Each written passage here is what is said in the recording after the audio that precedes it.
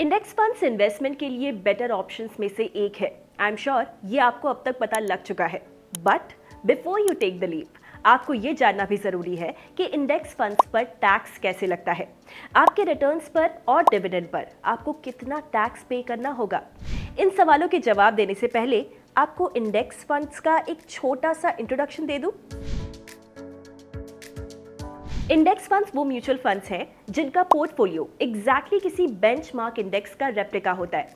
यानी कि ये फंड्स उन्हीं सिक्योरिटीज में पैसे लगाते हैं जिनसे कि इंडेक्स बना हुआ है। For example, an index fund that tracks the Nifty 50 will consist of stocks from the Nifty 50 index.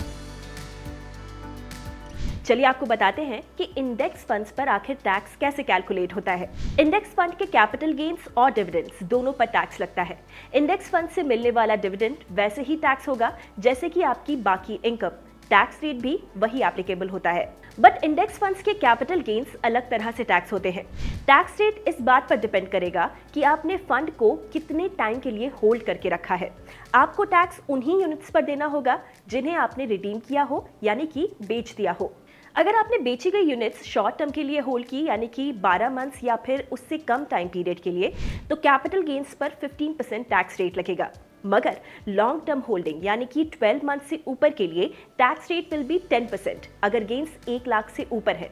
और अगर आपके लॉन्ग टर्म गेन्स ₹1 लाख से कम है तो कोई टैक्स एप्लीकेबल नहीं होगा।